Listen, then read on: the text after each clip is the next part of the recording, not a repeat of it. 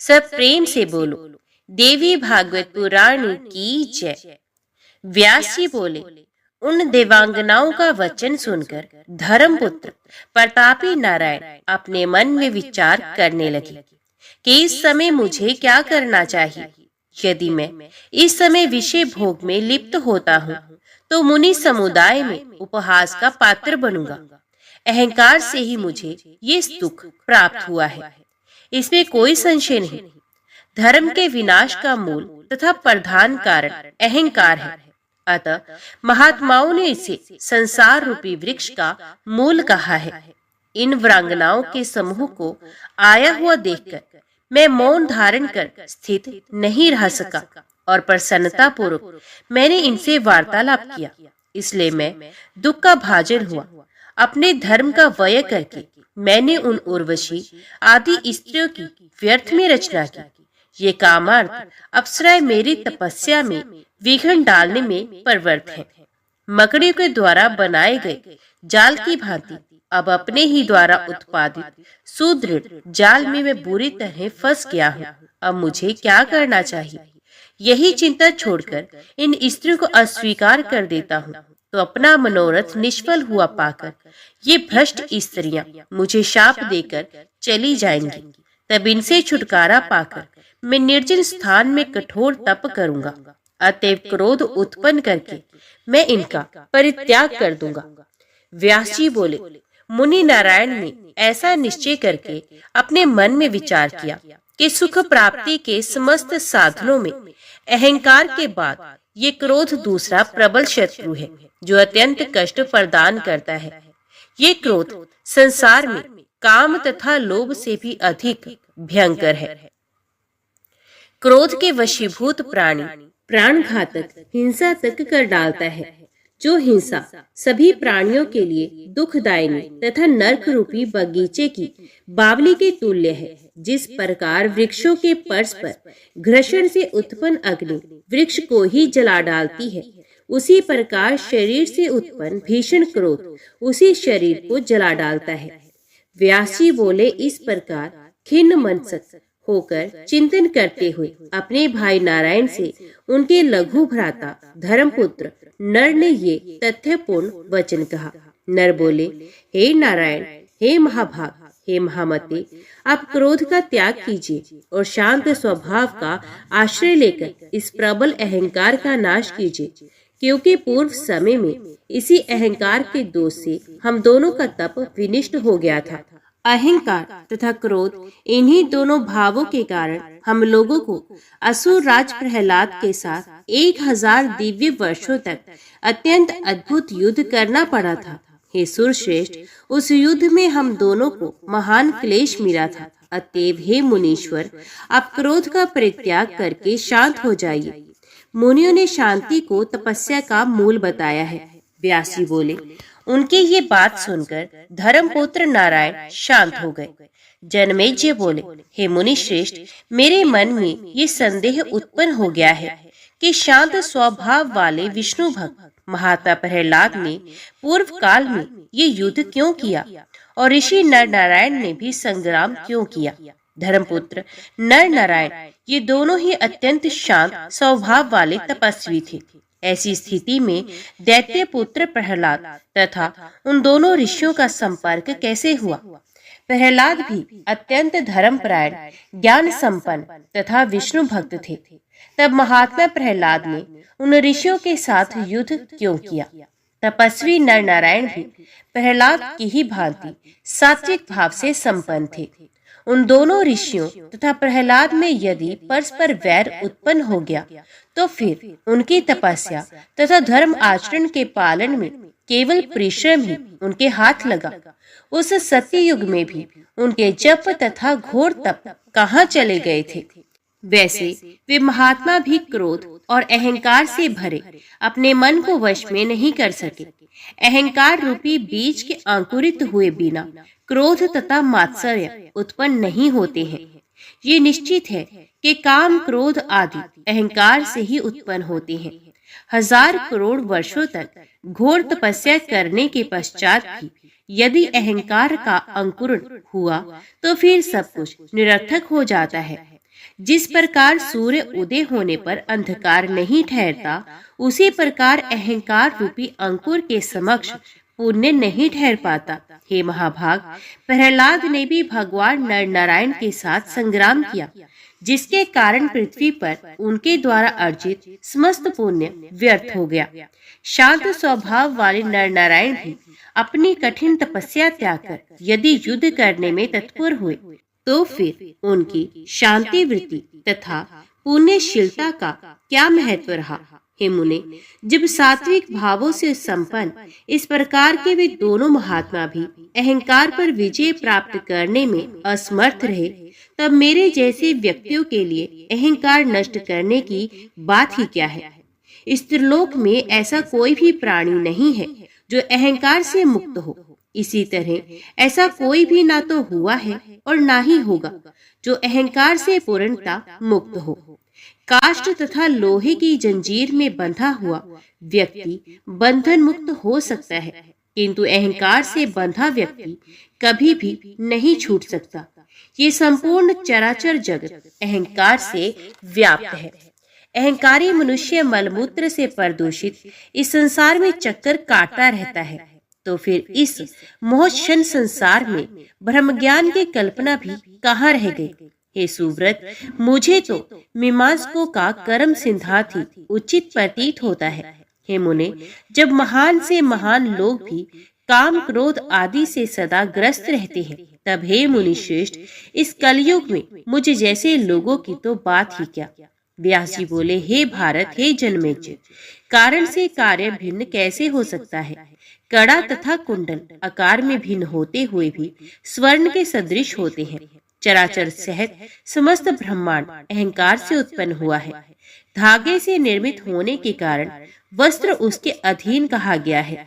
अतएव वस्त्र रूपी कार्य तंत्र रूपी कारण से पृथक कैसे रह सकता है। जब माया के तीनों गुणों द्वारा ही तिनके से लेकर पर्वत तक स्थावर जंगात्मक ये संपूर्ण ब्रह्मांड विरचित है, तब सृष्टि के विषय में खेद किस बात का। हे राजन, ब्रह्मा विष्णु तथा शिव भी अहंकार से मोहित होकर इस अत्यंत अगाध संसार में भ्रमण करते रहते हैं। वशिष्ठ, नारद आदि परम ज्ञानी मुनिगण भी अहंकार के वशवर्ती होकर इस संसार में बार बार आते जाते रहते हैं। हे राजन, तीनों लोकों में ऐसा कोई भी देहधारी नहीं है जो माया के इन गुणों से मुक्त होकर शांति धारण करता हुआ आत्म सुख का अनुभव कर सके। हे नृपश्रेष्ठ, अहंकार से उत्पन्न काम क्रोध लोभ तथा मोह किसी भी देहधारी प्राणी को नहीं छोड़ते।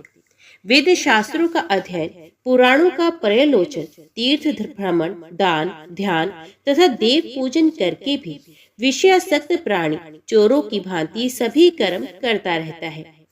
काम मोह और मद से युक्त होने के कारण प्राणी आरंभ में कुछ विचार ही नहीं करता। हे कुरुनंदन, सतयुग, त्रेता तथा द्वापर में भी धर्म का विरोध किया गया था, तो आज कलयुग में उसकी बात ही क्या। इसमें तो द्रोह, स्पर्धा, लोभ तथा क्रोध सर्वदा ही विद्यमान है। संसार ऐसे ही स्वभाव वाला है, इस विषय में संदेह नहीं करना चाहिए। संसार में मत्सरहीन साधु पुरुष विरले ही होते हैं। क्रोध तथा ईर्ष्या पर विजय प्राप्त कर लेने वाले तो दृष्टांत मात्र के लिए मिलते हैं। राजा बोले, वे लोग धन्य तथा पुण्यात्मा है जिन्होंने मद तथा मोह से छुटकारा प्राप्त कर लिया है, जो सदाचार परायण तथा जितेंद्रिय है। उन्होंने मानो तीनों लोकों पर विजय प्राप्त कर ली है। अपने महात्मा पिता के पाप का स्मरण करके मैं दुखित रहता हूँ। उन्होंने बिना किसी अपराध के एक तपस्वी के गले में मरा हुआ सर्प डाल दिया। अतः मुनिवर, अब मेरे आगे उनकी क्या गति होगी। बुद्धि के मोहग्रस्त हो जाने पर क्या कार्य हो जाएगा, ये मैं नहीं जानता। मूर्ख मनुष्य केवल मधु देखता है, किंतु उसके पास ही विद्यमान गहरे प्रपात की ओर नहीं निहारता। ये निंदनीय कर्म करता रहता है और नरक से नहीं डरता। हे मुने, अब आप मुझे विस्तार पूर्वक ये बताइए कि पूर्व काल में प्रहलाद के साथ नर नारायण का घोर युद्ध क्यों हुआ था। प्रहलाद पाताल लोक से सारस्वत महातीर्थ पवित्र बद्री का आश्रम में कैसे पहुंचे, ये भी मुझे बताइए। शांत स्वभाव वाले मुनि श्रेष्ठ नर नारायण ने तो महान तपस्वी थे, तब हे मानद उन दोनों ने प्रहलाद के साथ युद्ध किस कारण से किया? प्राय धन अथवा स्त्री के लिए लोगों में परस्पर शत्रुता होती है, तब हर प्रकार की इच्छाओं से रहित उन दोनों ने वे भीषण युद्ध क्यों किया? और उन नर नारायण को सनातन देवता जानते हुए भी महात्मा प्रहलाद ने उनके साथ युद्ध क्यों किया? हे ब्राह्मण, मैं विस्तार पूर्वक इसका कारण सुनना चाहता हूँ। सूत जी बोले, परीक्षित पुत्र राजा जनमेजय के ये पूछने पर सत्यवती सुत विप्र व्यास जी ने विस्तार पूर्वक सारा वृत्तांत बताया। धर्मपरायण राजा जनमेजय भी उत्तरापुत्र अपने पिता परीक्षित की कुत्सित चेष्टा को सोच सोच कर अत्यंत दुखी हो गए। विप्र को अपमानित करने के परिणाम स्वरूप पाप के कारण यमलोक को प्राप्त अपने उन पिता के उद्धार के लिए वे निरंतर अपने मन में अनेक प्रकार के उपाय सोचा करते थे। हे मुनीश्वरों, जब पुत्र अपने पिता की पुण्य नामक नरक से रक्षा कर देता है, तभी उसका पुत्र नाम सार्थक होता है। जब उन्हें ये विदित हुआ कि एक महल की ऊपरी मंजिल में स्नान दान किए बिना ही विप्र के शापवश सर्पदंश से महाराज परीक्षित की मृत्यु हुई थी, तब अपने पिता की दुर्गति सुनकर वे राजा जनमेजय अत्यंत दुखित हुए और शोक से संतप्त तथा भय से व्याकुल हो गए। इसके अनंतर निष्पाप राजा जनमेजय ने अपने घर पर स्वतः आए हुए महामुनि व्यास से नर नारायण की अति विस्तृत इस कथा के विषय में पूछा।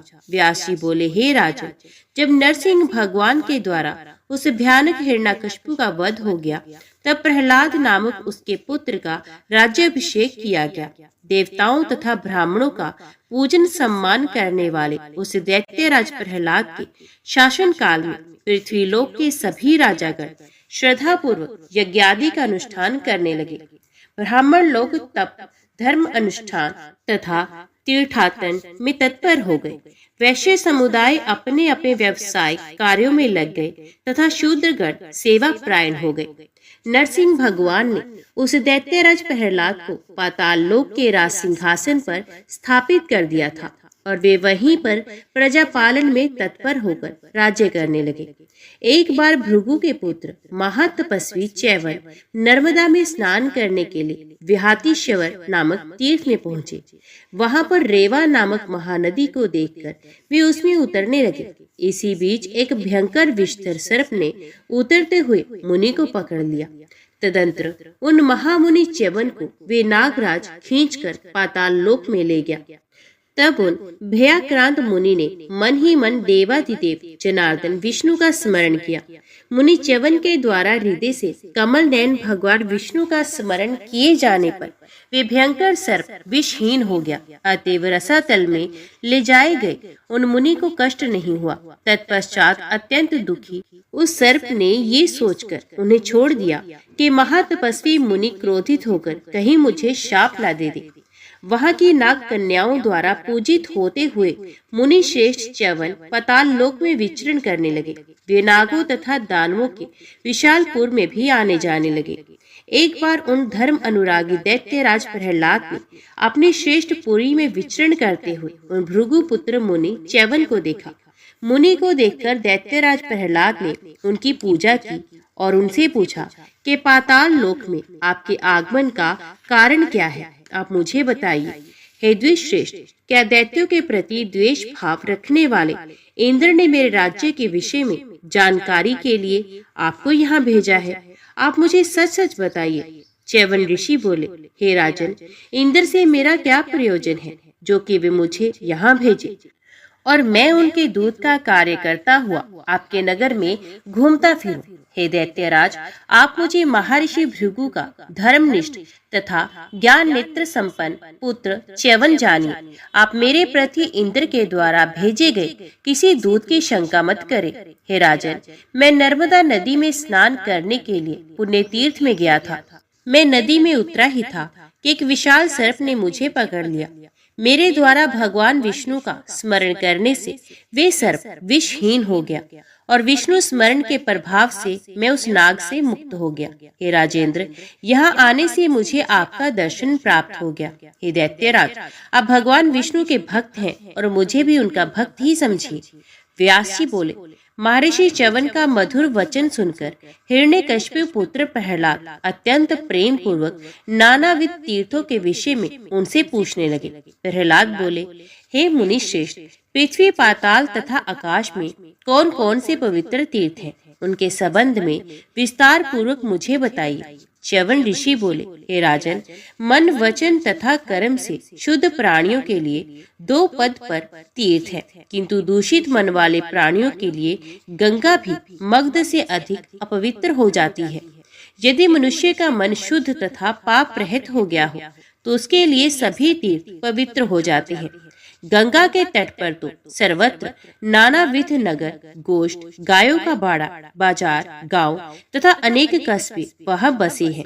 हे दैत्यराज, निषादों, धीवरों, हूणों, बम्बगों, खसों तथा मलेश जातियों का निवास भी वहाँ रहता है।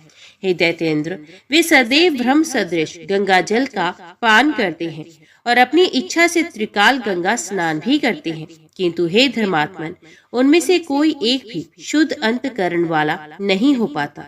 तब नानाविध वासनाओं से प्रदूषित चित्त वाले लोगों के लिए तीर्थ का क्या फल हो सकता है।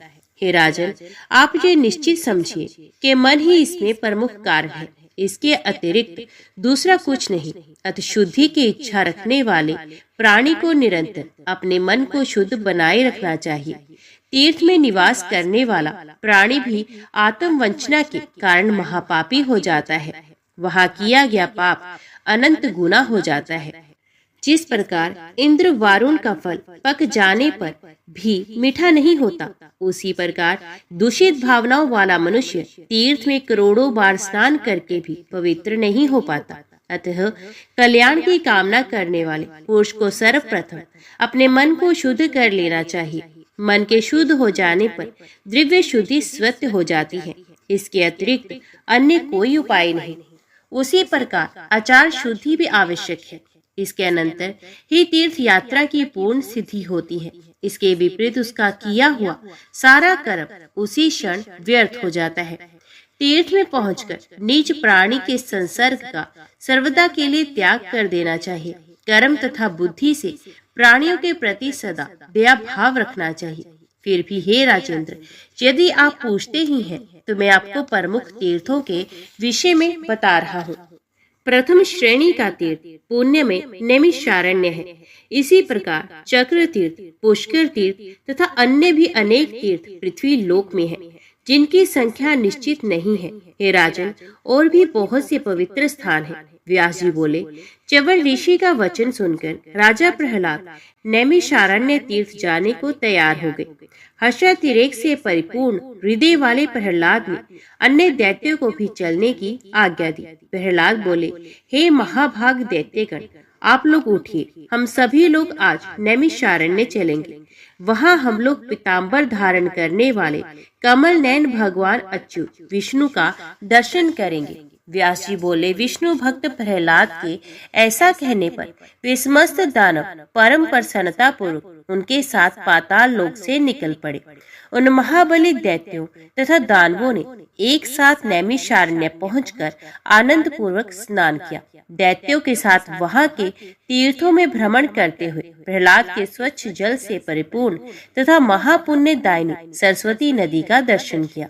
हे राजन, उस पवित्र तीर्थ में सरस्वती के जल में स्नान करने से महात्मा प्रहलाद का मन प्रसन्न हो गया।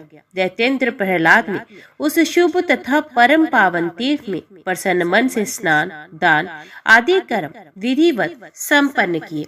व्यास जी बोले, हे राजा, इस प्रकार तीर्थ के कृत्य संपन्न करते हुए हिरण्यकशिपु के पुत्र प्रहलाद को अपने समक्ष एक विशाल छाया संपन्न वट वृक्ष दिखाई पड़ा। वहां पर प्रहलाद ने गीधों के पंखों से सुसज्जित नुकीले तथा शिला पर घर्षित करके अत्यंत दीप्त एवं उज्जवल बनाए गए अनेक प्रकार के बाण देखे। उन्हें देखकर प्रहलाद ने मन में सोचा कि इस परम पवित्र तीर्थ में ऋषियों के पुण्य में आश्रम में ये बाण किसके हैं। इस प्रकार चिंतन करते हुए प्रहलाद ने कृष्ण मृग चर्म धारण किए हुए तथा सर पर विशाल जटाओं से सुशोभित धर्मपुत्र नर नारायण मुनियों को देखा। उनके आगे धनुर्वेदोक्त लक्षणों से संपन्न चमकीले शारंग तथा आजगव नामक 2 धनुष तथा 2 अक्षय तरकस रखे हुए थे। उन महाभाग धर्मपुत्र नर नारायण ऋषियों को उस समय ध्यान अवस्थित देखकर क्रोध से लाल आंखें किए हुए दैत्याधिपति असुर रक्षक प्रहलाद ने उनसे कहा, आप दोनों ने धर्म को नष्ट करने वाला ये कैसा पाखंड कर रखा है। इस प्रकार की घोर तपस्या तथा धनुष धारण करना ऐसा तो इस संसार में न कभी सुना गया और न देखा ही गया। ये तो परस्पर विरोधी स्थितियां हैं। कलयुग के लिए प्रिय ये विरोध भाव भला सतयुग में किस प्रकार उचित है। ब्राह्मण के लिए तो तप ही उचित है, उन्हें धर्म धारण करने की क्या आवश्यकता। कहीं तो मस्तक पर जटा धारण करना और कहाँ ये तरकस रखना, ये दोनों बातें आडंबर मात्र हैं। दिव्य भावना वाले आप दोनों के लिए धर्म का आचरण ही उचित है। व्यास जी बोले, हे भारत, प्रहलाद का ये वचन सुनकर मुनिवर नर ने कहा, हे दैत्येंद्र, हम दोनों की तपस्या के विषय में आप ये व्यर्थ चिंता क्यों कर रहे हैं। सामर्थ्य संपन्न हो जाने पर व्यक्ति जो कुछ करता है उसका वे सब कुछ पूर्ण हो जाता है। हे मंदबुद्धि, हम इन दोनों प्रकार के कार्यों को एक साथ करने में समर्थ हैं। इसके लिए हम लोक में प्रसिद्ध हैं। युद्ध तथा तपस्या दोनों में हम समान रूप से समर्थ हैं। फिर इस विषय में आप पूछकर क्या करेंगे। आप इच्छा अनुसार अपने रास्ते चले जाइए। यहाँ व्यर्थ की बातें क्यों कर रहे हैं। मोहग्रस्त होने के कारण आप अत्यंत कठिनता से प्राप्त हुए किए जाने वाले ब्रह्मतेज को नहीं जानते। सुख की कामना करने वाले प्राणियों को ब्राह्मणों से बहस नहीं करनी चाहिए। प्रहलाद बोले, आप दोनों तपस्वी मंद बुद्धि वाले हैं और व्यर्थ ही अहंकार के वशवर्ती हो गए हैं। धर्म सेतु का परिवर्तन करने वाले मुझ दैत्येंद्र प्रहलाद के रहते इस पवित्र तीर्थ में इस प्रकार का अधर्म पूर्ण आचरण उचित नहीं है। हे तपोधन, आप में कितनी शक्ति है, इसे युद्ध में अभी प्रदर्शित कीजिए। व्यास जी बोले, तब प्रहलाद का वचन सुनकर ऋषि नर ने उनसे कहा, यदि आपकी ऐसी ही धारणा है तो मेरे साथ इसी समय युद्ध कर लीजिए। हे असुराधम, आज मैं तुम्हारा सर वदीर्ण कर डालूंगा। इसके बाद युद्ध करने की तुम्हारी कभी इच्छा नहीं होगी। व्यास जी बोले, तब ऋषि नर का वचन सुनकर दैत्यपति प्रहलाद कुपित हो उठे। बलशाली उन प्रहलाद ने प्रतिज्ञा की कि जिस किसी भी उपाय से मैं इन दोनों जितेंद्रिय तथा परम तपस्वी नर नारायण ऋषियों को जीत कर रहूंगा। व्यास जी बोले, ऐसा वचन बोलकर दैत्यराज प्रहलाद ने धनुष उठाकर और शीघ्रता पूर्वक उसे खींचकर प्रत्यंचा की टंकार की। हे राजन, मुनि नर ने भी धनुष लेकर शिला पर घिसकर तेज किए हुए अनेक तीक्ष्ण बाण प्रहलाद के ऊपर क्रोध पूर्वक छोड़ दिए। दैत्यराज प्रहलाद ने अपने सुनहले पंखों वाले बाणों से शीघ्र ही उन बाणों को आते हुए काट दिया। तब नर अपने द्वारा छोड़े गए बाणों को प्रहलाद द्वारा छिन्न किया गया देखकर अत्यंत कोप में शीघ्रता से उन पर अन्य बाणों से प्रहार करने लगा। दैत्यपति प्रहलाद ने उन बाणों को भी अपने द्रुतगामी बाणों से काटकर उन मुनिराज नर के वक्षस्थल पर प्रहार किया। नर ने भी क्रुद्ध होकर अपने तीव्रगामी 5 बाणों से दैत्येंद्र प्रहलाद के बाहुदेश पर प्रहार किया। इंद्र सहित सभी देवगण उन दोनों का युद्ध देखने के लिए विमानों में बैठकर आकाश मंडल में स्थित हो गए। वे कभी सम्रांगण में विराजमान नर के पराक्रम की प्रशंसा करते थे और फिर कभी दैत्यपति प्रहलाद के पराक्रम की प्रशंसा करने लगते थे। धनुष धारण किए हुए दैत्यराज प्रहलाद इस प्रकार बाणों की वर्षा कर रहे थे मानो मेघ जल बरसा रहे हों। ऋषि नर भी अपना अप्रतिम शारंग धनुष लेकर तीक्ष्ण तथा सुनहले पंख वाले बाण छोड़ रहे थे।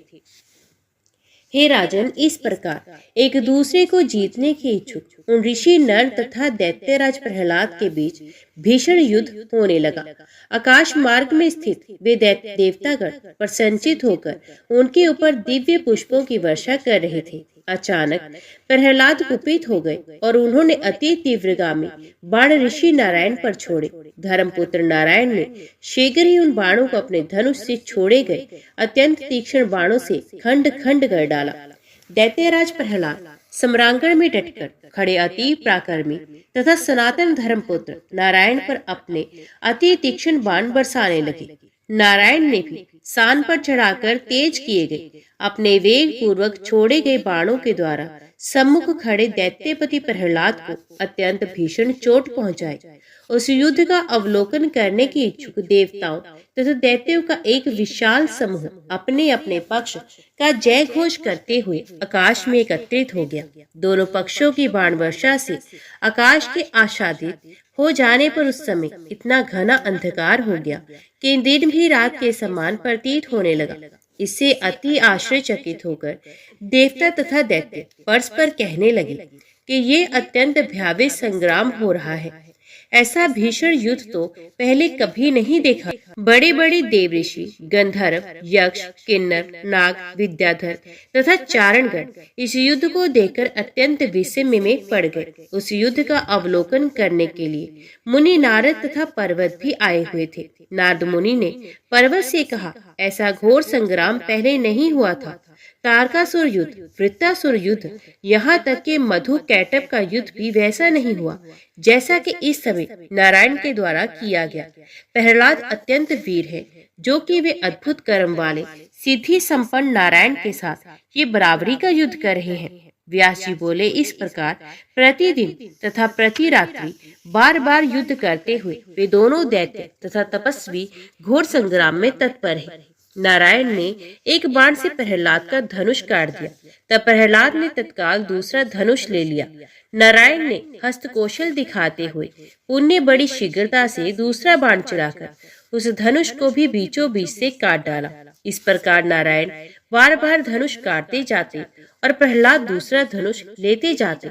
अंत में नारायण ने कुपित होकर अपने बाणों से उसके धनुष को शीघ्रता से पुनः काट दिया।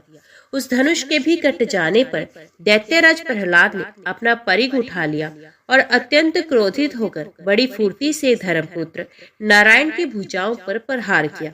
प्रतापी नारायण ने अपनी ओर आते हुए उस परिघ को 9 बाणों से काट दिया और 10 बाणों से प्रहलाद पर चोट की।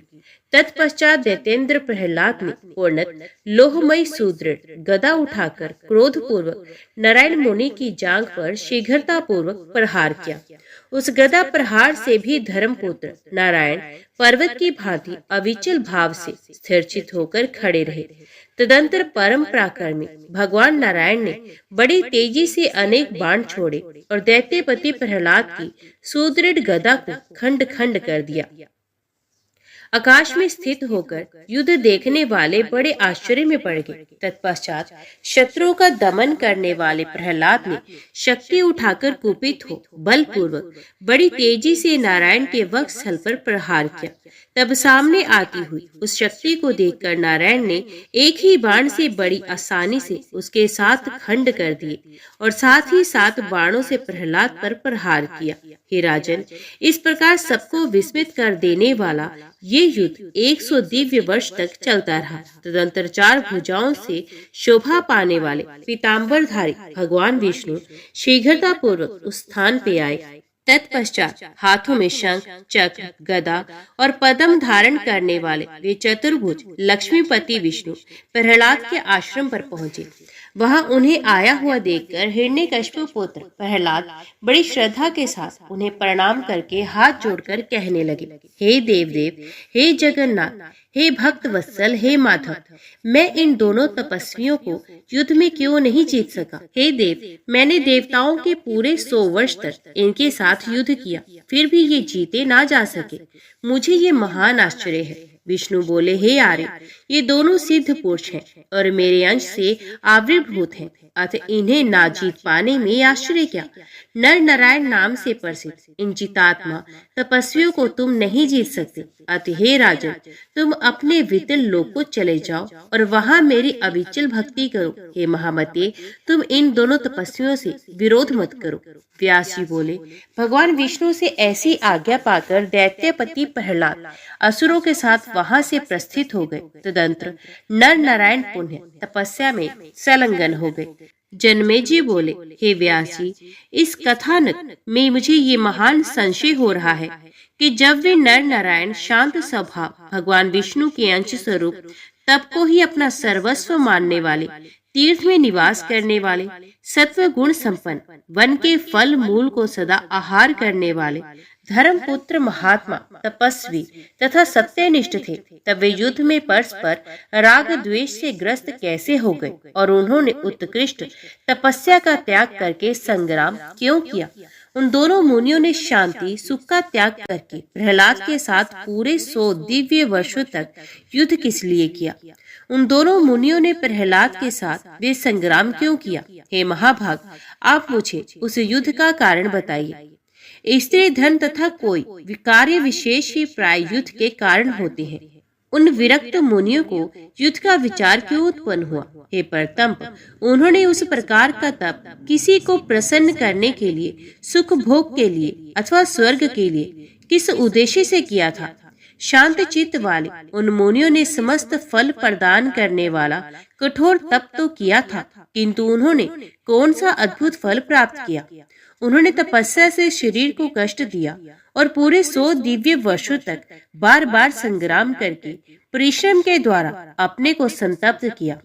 उन मुनियों ने न राज्य के लिए, न धन के लिए, न स्त्री के लिए और न तो ग्रह के लिए ही युद्ध किया, तो फिर उन्होंने महात्मा प्रहलाद के साथ किस लिए युद्ध किया? युद्ध शरीर के लिए कष्टदायक होता है। इस सनातन बात को जानते हुए कोई तृष्णा रहित पुरुष आखिर ऐसा युद्ध किस लिए करेगा? हे धर्मज्ञ, उत्तम बुद्धि वाला मनुष्य इस लोक में सदा सुखदायी कर्म ही करता है, दुखप्रद कर्म नहीं। ये सनातन सिद्धांत है। तब धर्मपुत्र भगवान विष्णु के अंश स्वरूप सर्वज्ञ तथा सभी गुणों से विभूषित उन मुनियों ने ये दुखदायक धर्म तथा धर्म विनाशक युद्ध क्यों किया? हे व्यास जी, कोई मूर्ख भी अच्छी प्रकार आश्रित सुख तथा आनंद देने वाले और महाफलदायी तप का त्याग करके दारुण युद्ध करना नहीं चाहता। मैंने सुना है कि राजा याति स्वर्ग से च्युत हो गए थे। अहंकार जन्य पाप के कारण वे पृथ्वी तल पर गिरा दिए गए थे। वे यज्ञ करता, दानी और धर्मनिष्ठ, किंतु केवल थोड़े से अहंकार भरे शब्दों का उच्चारण करने के कारण वज्रपाणी इंद्र ने उन्हें स्वर्ग से पृथ्वी पर गिरा दिया था। ये निश्चित है कि बिना अहंकार के युद्ध हो ही नहीं सकता। अंततः मुनि को उस युद्ध का क्या फल मिला? उसे तो केवल उनका पुण्य ही नष्ट हुआ। व्यास जी बोले, हे राजन, धर्म का निर्णय करते समय सर्वज्ञ मुनियों ने अहंकार को ही संसार का मूल कारण कहा है और इसे सातवादी भेद से 3 प्रकार का बताया है। ऐसी स्थिति में शरीरधारी होकर मुनि नारायण उस अहंकार का त्याग करने में कैसे समर्थ हो सकते थे? ये निश्चित है कि बिना कारण के कार्य नहीं होता। तप, दान तथा यज्ञ सात्विक अहंकार से होते हैं। हे महाभाग, राजस और तामस अहंकार से कलह उत्पन्न होता है। हे राजेंद्र, ये निश्चय है कि छोटी सी भी क्रिया, चाहे वे शुभ हो अथवा अशुभ, बिना अहंकार के कभी नहीं हो सकती। जगत में अहंकार से बढ़कर बंधन में डालने वाला दूसरा कोई पदार्थ नहीं। अतः जिस अहंकार से ही ये विश्व निर्मित है, उसके बिना ये संसार कैसे रह सकता है? हे पृथ्वीपति, जब ब्रह्मा, विष्णु और शिव भी अहंकार युक्त रहते हैं, तब अन्य प्राणियों और मुनियों की तो बात ही क्या। ये चराचर जगत अहंकार के वशीभूत होकर भ्रमण करता है। सभी जीव कर्म के अधीन है और उसी के अनुसार बार बार उनका जन्म तथा मरण होता है। हे महीपते, देवता, मनुष्य और पशु पक्षियों का इस संसार में बराबर चक्कर काटना रथ के पहिए के भ्रमण के समान बताया गया है। इस विस्तृत संसार में उत्तम अधम सभी योनियों में भगवान विष्णु के अवतारों की संख्या कौन मनुष्य जान सकता है? साक्षात नारायण श्री हरि के मत्स्य, कश्यप, वराह, नरसिंह और वामन तक का शरीर धारण करना पड़ा। वे जगत प्रभु वसुदेव भगवान जनार्दन भी विधि के अधीन होकर विभिन्न युगों में असंख्य अवतार धारण करते रहते हैं। हे महाराज, 7वें वैवस्वत मनवंतर में भगवान श्री हरि ने जो जो अवतार लिए थे, उन्हें आप ध्यान पूर्वक सुने। हे महाराज, देवश्रेष्ठ और सबके स्वामी भगवान विष्णु को महर्षि भृगु के शाप के कारण अनेक अवतार धारण करने पड़े। राजा बोले, हे महाभाग, हे पितामह, मेरे मन में ये संदेह हो रहा है कि भृगु ने भगवान को शाप क्यों दे दिया। हे मुने, भगवान विष्णु ने उन भृगु मुनि का कौन सा अप्रिय कार्य कर दिया जिसे रुष्ट होकर महर्षि भृगु ने सभी देवताओं द्वारा नमस्कार किए जाने वाले भगवान विष्णु को शाप दे दिया। व्यास जी बोले, हे राजन, सुनिए, मैं आपको भृगु के शाप का कारण बताता हूँ। पूर्व काल में कश्यप तनय हिरण्यकशिपु नामक एक राजा था। उस समय जब भी वे देवताओं के साथ परस्पर संघर्ष करने लगता था, तब युद्ध आरंभ हो जाने पर सारा संसार व्याकुल हो उठता था। बाद में हिरण्यकशिपु का वध हो जाने पर प्रहलाद राजा बने। शत्रु को कष्ट पहुंचाने वाले प्रहलाद भी देवताओं को पीड़ित करने लगे। अतः इंद्र और प्रहलाद में भयानक संग्राम आरंभ हो गया। हे राजन, पूरे 100 वर्ष तक देवताओं ने लोगों को अचंभे में डाल देने वाला भीषण युद्ध किया और प्रहलाद को पराजित कर दिया। हे राजन, तब शाश्वत धर्म को समझकर वे महान विरक्ति को प्राप्त हुए और विरोचन पुत्र बलि को राज्य पर प्रतिष्ठित करके तप करने के लिए गंधमादन पर्वत पर चले गए। राज्य प्राप्त करके ऐश्वर्यशाली राजा बलि ने देवताओं से शत्रुता कर ली, जिससे देवताओं और दैत्यों में पुण्य परस्पर अत्यंत भीषण युद्ध होने लगा। उसमें देवताओं तथा अमित तेजस्वी इंद्र ने दैत्यों को जीत लिया। हे राजन, उस समय इंद्र के सहायक बनकर भगवान विष्णु ने दैत्यों को राज्य से च्युत कर दिया। तदंतर हारे हुए दैत्य अपने गुरु शुक्राचार्य की शरण में गए। सभी दैत्य उनसे कहने लगे, हे ब्राह्मण, आप प्रतापशाली होते हुए भी हमारी सहायता क्यों नहीं कर रहे? हे मंत्रज्ञों में श्रेष्ठ, यदि हमारी रक्षा हेतु आप सहायक ना हुए तो हम लोग यहाँ नहीं रह पाएंगे और निश्चय ही हमें पाताल में जाना पड़ेगा। व्यास जी बोले, दैत्यों के ऐसा कहने पर दयालु शुक्राचार्य मुनि ने उनसे कहा, हे असुरों, डरो मत, मैं अपने तेज से तुम लोगों को धरातल पर स्थापित करूंगा और मंत्रों तथा औषधियों से सर्वदा तुम लोगों की सहायता करूंगा। तुम लोग चिंता मुक्त होकर उत्साह बनाए रखो। व्यास जी बोले, इस प्रकार शुक्राचार्य का आश्रय पाकर वे दैत्य निर्भय हो गए। उधर देवताओं ने गुप्तचरों से यह समाचार सुन लिया। तत्पश्चात शुक्राचार्य के मंत्र के प्रभाव को समझकर अत्यंत घबराए हुए देवताओं ने इंद्र के साथ परस्पर मंत्रणा करके ये योजना बनाई कि जब तक शुक्राचार्य के मंत्र के प्रभाव से दैत्य हमें राज्य च्युत करे, उसके पहले ही हम लोग युद्ध करने के लिए शीघ्रता पूर्वक प्रस्थान कर दे और बलपूर्वक उनका वध करके बचे हुए दैत्य को पाताल भेज दें। तदंतर अत्यधिक रोष में भरे देवताओं ने हाथों में शस्त्र धारण कर दैत्यों पर चढ़ाई कर दी। इंद्र की प्रेरणा से भगवान विष्णु सहित सभी देवता उन पर टूट पड़े। तब देवताओं के द्वारा मारे जा रहे वे दैत्य आतंकित तथा भयभीत होकर शुक्राचार्य की शरण में गए और रक्षा कीजिए ऐसा बार बार कहने लगे। देवताओं के द्वारा पीड़ित किए गए उन महाबली दैत्यों को देखकर मंत्र और औषधि के प्रभाव से शक्तिशाली बने शुक्राचार्य ने उनसे डरो मत ऐसा वचन कहा। तब शुक्राचार्य को देखते ही सभी देवता उन दैत्यों को छोड़कर चले गए। व्यास जी बोले, तत्पश्चात देवताओं के चले जाने पर शुक्राचार्य ने उन दैत्यों से कहा, हे श्रेष्ठ दानवों, पूर्व काल में ब्रह्मा जी ने मुझसे जो कहा था उसे तुम लोग सुनो। दैत्यों के वध के लिए भगवान विष्णु सदा प्रयत्नरत रहते हैं। वे दैत्यों का वध अवश्य करेंगे। जैसे वराह का रूप धारण करके उन्होंने हिरण्याक्ष का वध किया और नरसिंह रूप धारण करके हिरण्यकशिपु को मारा, उसी प्रकार उत्साह संपन्न होकर वे सब दैत्यों का संहार करेंगे। इसमें संदेह नहीं। मुझे जान पड़ता है कि वैसा समुचित मंत्र बल अभी मेरे पास नहीं है जिससे मेरे द्वारा सुरक्षित होकर तुम लोग इंद्र तथा देवताओं को जीतने में समर्थ हो सको। अतः हे श्रेष्ठ दानवगण, तुम लोग कुछ समय तक प्रतीक्षा करो। मैं मंत्र सिद्धि के लिए आज ही भगवान शिव के पास जा रहा हूँ। हे श्रेष्ठ दानवों, महादेव जी से मंत्र लेकर मैं तत्काल आऊंगा और यथावत रूप में तुम लोगों को सिखा दूंगा। दैत्यों ने कहा, हे मुनि श्रेष्ठ, देवताओं से पराजित होकर हम लोग अत्यंत निर्बल हो गए हैं। अतः उतने समय तक प्रतीक्षा करने के लिए हम पृथ्वी पर रहने में कैसे समर्थ हो सकते हैं। सभी पराक्रमी दानव मारे जा चुके हैं और जो शेष बचे हैं सुख की इच्छा करने वाले, वे अब युद्ध में ठहरने में समर्थ नहीं।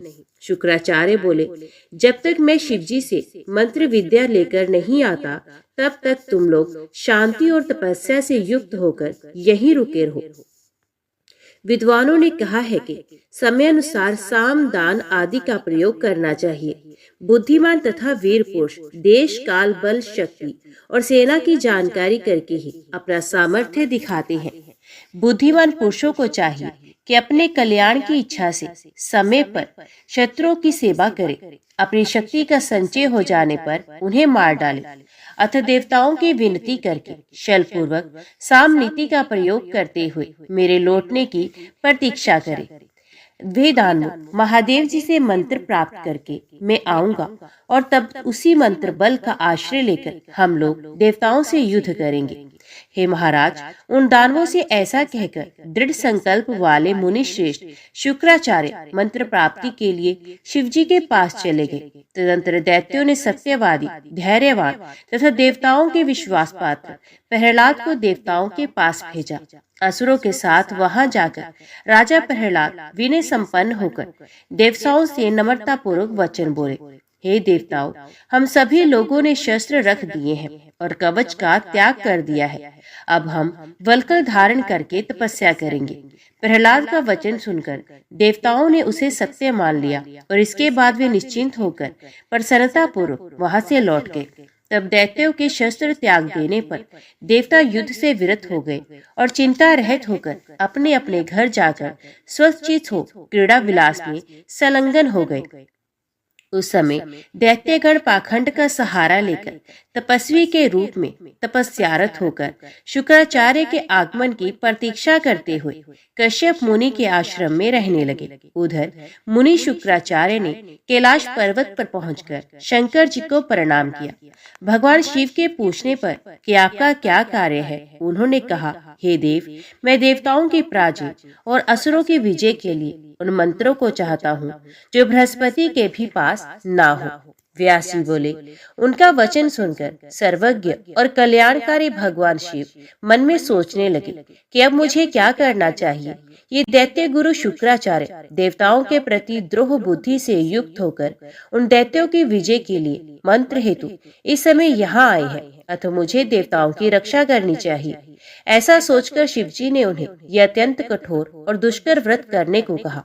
पूरे 1000 वर्षों तक यदि आप नीचे सर करके कर्णधूप का पान करेंगे तभी आपका कल्याण होगा और आप मंत्र प्राप्त कर सकेंगे। शिवजी के ऐसा कहने पर उन्होंने महेश्वर को प्रणाम करके ये वचन कहा, बहुत अच्छा, हे देव, हे सुरेश्वर, आपने मुझे जो आदेश दिया है मैं उस व्रत का पालन करूंगा। व्यास जी बोले, शिवजी से ऐसा कहकर मंत्र प्राप्ति के लिए दृढ़ संकल्प शुक्राचार्य जी शांत होकर धुएं का सेवन करते हुए कठोर व्रत करने लगे।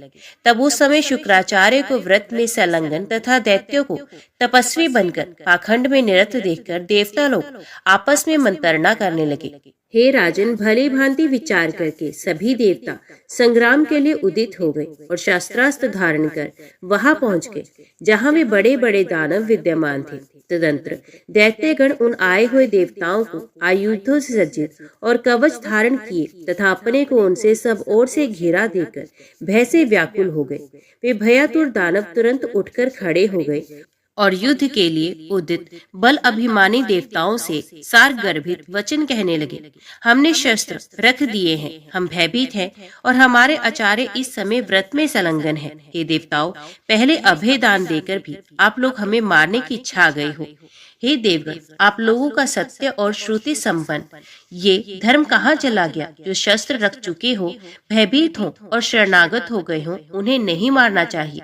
देवता बोले, आप लोगों ने छल से शुक्राचार्य को मंत्र प्राप्त करने के लिए भेजा है। हम आप लोगों के तप को जान गए हैं, इसलिए हम लोग युद्ध करने के लिए उदित हुए हैं। अब शुभ हुए आप लोग भी हाथ में शस्त्र धारण कर युद्ध के लिए तैयार हो जाइए। ये सनातन सिद्धांत है कि जब शत्रु दुर्बल हो तभी उसे मार डालना चाहिए।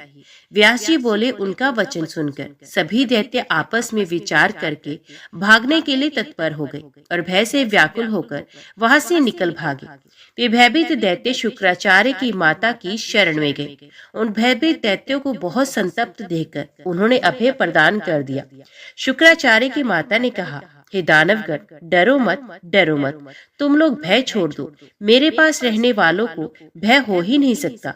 ये वचन सुनकर दैत्यों की व्यथा दूर हो गई और वे शस्त्रास्त्र त्याग कर पूर्ण रूप से निश्चिंत हो वहीं पर उनके उत्तम आश्रम में रहने लगे। तब दैत्यों की पलाई देखकर वे देवता उनके पैरों के चिन्हों के पीछे पीछे जाते हुए उनके बलाबल का बिना विचार किए हठात उनके पास पहुंच गए। वहां पर आए हुए सभी देवता आश्रम में रहने वाले दैत्यों का वध करने को उद्यत हो गए और शुक्राचार्य की माता के रोकने पर भी उन दैत्यों को मारने लगे। इस प्रकार देवताओं के द्वारा उन्हें मारे जाते हुए देखकर शुक्राचार्य की माता बहुत कांपने लगी और बोली, मैं अभी समस्त देवताओं को अपने तप के प्रभाव से निद्राग्रस्त कर देती हूँ। ऐसा कहकर उन्होंने निद्रा को प्रेरित किया।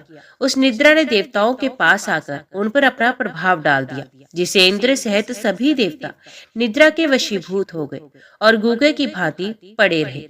इंद्र को निद्रा के द्वारा नियंत्रित तथा दीन देखकर भगवान विष्णु ने कहा, हे देवश्रेष्ठ, तुम मुझ में प्रविष्ट हो जाओ, तुम्हारा कल्याण हो, मैं तुम्हें अनंतर पहुंचाता हूँ। विष्णु के इस प्रकार कहने पर इंद्र उनमें प्रवेश कर गए और उन श्री हरि से रक्षित होकर वे निर्भय तथा निद्रा रहित हो गए। तब भगवान विष्णु के द्वारा रक्षित इंद्र को व्यथा शून्य देखकर शुक्राचार्य की माता कुपित हो गई और ये वचन बोली, हे इंद्र, सभी देवताओं के देखते देखते मैं अपने तपोबल से विष्णु सहित तुम्हें खा जाऊंगी, ऐसा मेरा तपोबल है। व्यास जी बोले, ऐसा कहकर उन्होंने अपनी योग विद्या के द्वारा इंद्र तथा विष्णु को आक्रांत कर दिया और वे दोनों महात्मा स्तब्ध हो गए। उन दोनों को बहुत बड़े संकट में पड़ा देखकर देवताओं को महान आश्चर्य हुआ और वे दुखित होकर जोर जोर से चीखने चिल्लाने लगे। देवताओं को चीखते चिल्लाते देखकर इंद्र ने विष्णु से कहा, हे मधुसूदन, मैं इस समय आपकी अपेक्षा अधिक आक्रांत हूँ। अतः विष्णु, हे प्रभु, ये हमें जब तक भस्म न कर दे, आप तपस्या के अभिमान में चूर इस दुष्टा को शीघ्रता पूर्वक मार डालिए। हे माधव, अब आप सोच विचार न करें। कीर्तिमान इंद्र के ऐसा कहने पर लक्ष्मीपति भगवान विष्णु ने दया छोड़कर तत्काल सुदर्शन चक्र का स्मरण किया। विष्णु के वश में रहने वाला वे चक्र उनके स्मरण करते ही आ पहुंचा और इंद्र से प्रेरित होकर उन्होंने कुपित हो उसके वध के लिए चक्र को अपने हाथ में ले लिया। उस चक्र को हाथ में लेकर भगवान विष्णु ने बड़े वेग से उसका सर काट दिया। तब उसे मृत देखकर इंद्र हर्षित हो उठे। सभी देवता भी अत्यंत संतुष्ट होकर विष्णु की जय जयकार करने लगे। वे प्रसन्न होकर उनकी स्तुति करने लगे और संताप रहित हो गए। स्त्री वध से होने वाले पाप तथा भृगु मुनि के भीषण शाप की शंका करते हुए वे भगवान विष्णु तथा इंद्र उसी समय से दुखित रहने लगे। जय माँ भगवती, जय माँ दुर्गा। आज की वीडियो में इतना ही। उम्मीद करती हूँ वीडियो आपको पसंद आई होगी। वीडियो पसंद आई हो तो वीडियो को लाइक और चैनल को सब्सक्राइब जरूर कीजिएगा। जय माता दी लिखकर कमेंट बॉक्स में अपनी हाजिरी और अपने सुझाव देना ना भूलेगा। तो मिलते हैं अगली कथा अगले अध्याय के साथ। तब तक के लिए देखते व सुनते रहिए। जय माँ कंचक, जय माता दी।